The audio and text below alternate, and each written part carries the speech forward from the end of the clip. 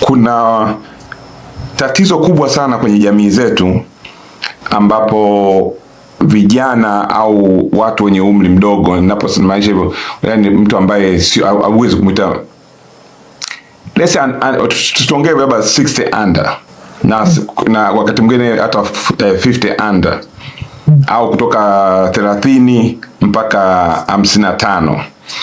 Kuna tatizo kubwa ambalo mimi mwenyewe nimeliona na nimelisikia la matatizo ya moyo kwa umri huo ambao kwa sasa hivi naona ni umri mdogo sana ukilinganisha na wazee wetu walikuwa wanapata magonjwa yao kwa kisha kuwa labda wazee sana. Lakini sasa hizi naona watoto, si watoto, yani vijana au watu wenye umri mdogo wanakuwa na tatizo hilo. Naomba unisaidie kama hiyo statement yangu ni ya ukweli, na kama ni ya ukweli naomba unijibu kwa nini kuna tatizo hilo kwa kipindi hiki. Karibu sana daktari. Ni kweli kwamba sasa hivi tunawaona wagonjwa wa moyo kwa umri mdogo kulinganisha zamani.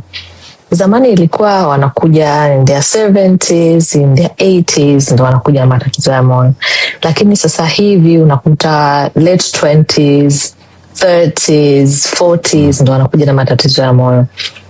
Kitu ambacho kimechangia kwanza ni lifestyle, kwamba sasa hivi tunavyoishi, aina ya maisha tunayoishi yanachangia sana tupate ya magonjwa ambayo zamani walikuwa wanapata watu wazima. Kwanza kuna maisha, tunakaa ofisini sana. Unaweza kukuta mtu anakaa ofisini muda mrefu kwenye kiti, hana muda wa mazoezi, anakula chakula cha wanga, anachelewa kulala. Stress ni nyingi sana sasa hivi, labda za fedha, mahusiano, maisha ya kawaida. Watu hawafanyi mazoezi, ni watu wachache sana wanafanya mazoezi. Alafu aina ya vyakula tunavyokula, tunakula vyakula ambao ni overly processed foods. Tunakula sana mikate, tunakula sausages, tunakula vyakula ambavyo ni genetically manufactured, kwa hiyo unakuta au processed. Kwa hiyo unakuta havina zile nutrients na haviongezi chochote kwenye mwili zaidi ya kujaza tumbo na kushiba. Watu wanavuta sana sigara, sasa hivi ni kwamba ni kama fashion. Watu wanavuta shisha, watu wanakunywa sana pombe, ambao vyote cumulatively ukivijumlisha vinauletea mwili mzigo, vinafanya kwamba ni rahisi kwa mwili kusakam kwa magonjwa ya moyo. Vyakula vya mafuta, cholesterol zinakuwa very high. Siku hizi sio lazima muone mtu mnene ndio anauma. Siku hizi watu tu wembamba, lakini mafuta kwenye mwili ni mengi, kwa hiyo anapelekea hivyo. Hata diabetes ambao sana sana inachangiwa na lifestyle, mtu anakula nini, anaishije, ambao ni moja kati ya tatizo kubwa linalochangia kupeleka magonjwa ambayo tunaiona at an early age, ukitofuatana na ile ambayo ni type 1 ambayo mtu anakuwa nayo akiwa mdogo. Lakini kuna hii ambayo ni lifestyle, ile type 2 tunaiona sana sasa hivi. Pia kingine ambacho kinachangia ni kwamba sasa hivi njia za kwenda hospitali ni rahisi. Zamani watu walikuwa hawaendi sana hospitali, kwa sababu sasa hivi tunapata data kirahisi, watu wanakuja kwa tunajua wapo.